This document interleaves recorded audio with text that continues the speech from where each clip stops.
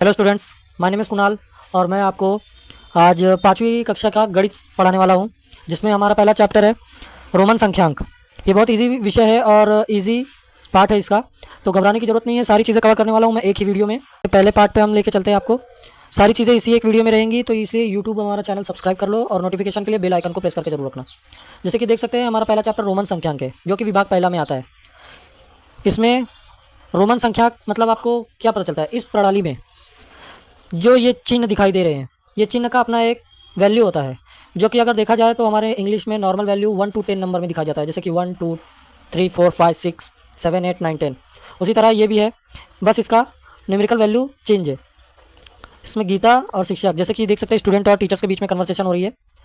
इसमें दिखाई दे रहा है कि ये घड़ी के जो डायल है उसमें संख्या के जगह पे A to Z टाइप अक्षर दिए गए हैं, और वो अक्षर कौन से नंबर को दर्शाते हैं ये हमें देखना है। तो इसलिए हम देखते हैं कि इसके और टीचर के बीच में क्या बातचीत चल रही है। तो गीता कहती है, इस घड़ी के डायल पर संख्याओं के स्थान पर भिन्न भिन्न प्रकार के चिन्ह दिखाई दे रहे हैं। शिक्षक बोलती है, हाँ बिल्कुल ठीक, इस डायल पर बने चिन्ह रोमन संख्यांक है। पहले यूरोप में संख्या लेखन के लिए कैपिटल रोमन अक्षरों का उपयोग किया जाता था। 1 के लिए I, 5 के लिए V और 10 के लिए X अक्षरों का उपयोग संख्यांकों के रूप में होता था। इसलिए संख्या लिखने की इस पद्धति को रोमन संख्या प्रणाली कहते हैं। ये प्रणाली में शून्य के स्थान के लिए किसी भी चिन्ह का उपयोग नहीं किया जाता था।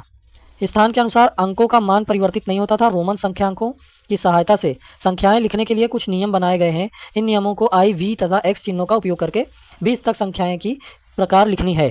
ठीक है, तो एक तरफ से ये दिखाया गया है, इसमें ये बताया जा रहा है कि ये जो प्रणाली है ये ज़्यादा कोई डिफरेंट नहीं है। ये A to Z टाइप के अल्फ़ाबेट्स है, जिसमें कि मेन अक्षर I, V और X चिन्ह को दिया गया है।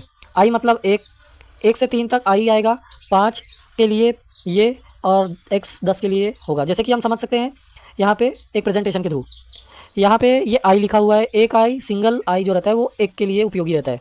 डबल I मतलब 2, ट्रिपल I मतलब 3, और ये जो सिंबल है ये V के पहले एक I आएगा और फिर V आएगा, इसको हम 4 बोलेंगे, और सिंपल V को 5। फिर जैसे ये हुआ है उसी का उल्टा यहाँ पे करना है, इसका उल्टा 4 का 6 पे आ जाएगा और इसे 6 बोलेंगे। फिर सिंपल V रहेगा 5, और जैसे 7 लिखना है तो डबल I हो जाएगा। तो जैसे कि यहाँ पे जैसे मान लो मैं लिख रहा हूँ 1, तो इसका आएगा, जैसे मैं 1 लिख रहा हूँ तो इसका कैपिटल I आएगा। ठीक है, ये 2 लिख रहा हूँ तो इसका डबल I आएगा। अब वहीं मैं 3 लिख रहा हूँ तो इसका ट्रिपल I आएगा। वैसे लिखते जाना है। जैसे 4 आ गया, 4 का हम लिखेंगे I 4, ये I प्लस V का मार्क है वो 4 में आएगा।